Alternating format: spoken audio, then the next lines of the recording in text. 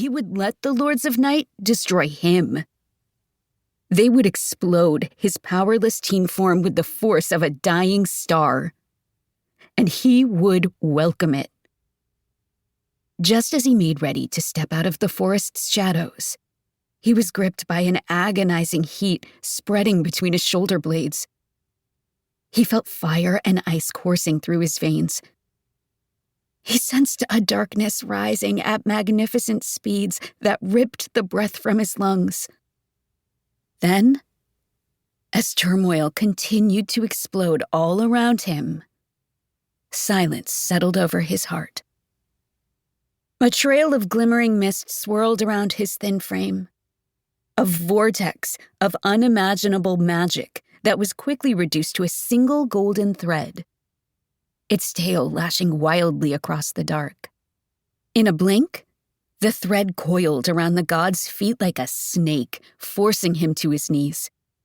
He gasped, struggling to free himself as the thread burned brighter and brighter, hotter and hotter.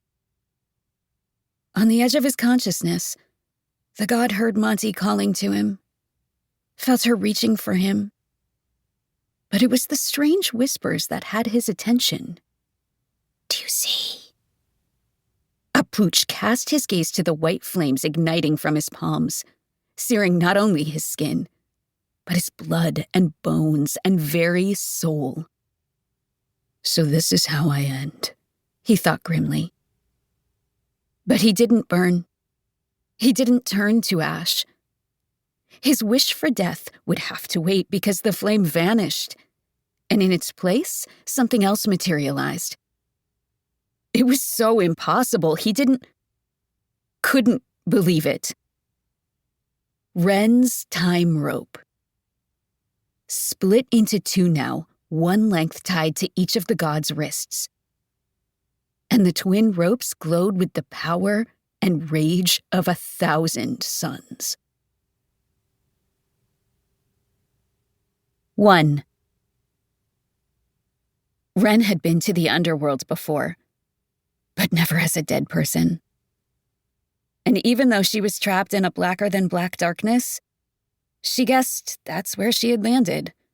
First, because that's where the dearly departed go. And second, because of the wretched smell. Mold and vomit and rot, all blended in a concoction of gross. Ren felt like she'd just been put through a wood chipper twice. But she wasn't worried about the pain. She was fixated on the fact that she had just been stabbed with an arrow and was dead. As in, adios, life. No. She would never accept it. She was the queen of the Night Lords, a powerful shadow Bruja.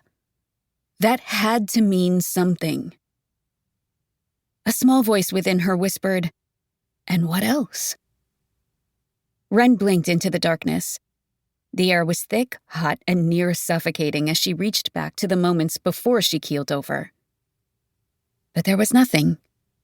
Only fuzzy outlines of people, places, things, and her name, Ren Santiago. She strained her memory hard. So hard she thought she might pop a blood vessel if she still had any. A red light flared to life. And then it began to flash once, twice, 3 times, like a strobe. Ren's eyes scanned the space that was no bigger than a small bedroom. Whispers floated around her, a symphony of indecipherable voices. And then she saw shapes, shadows climbing the pitted walls. She inched closer. Webs. The walls were covered in them, thick and twisted, pulsating even though there wasn't a single breeze in the little space. Ren stepped back into the center of the room, wondering, hoping, praying that whatever giant spider had spun these webs was long gone. Her worry was forgotten when broken images began to flicker across the web-covered walls. Each flash, a different memory filling her mind and heart. Voices.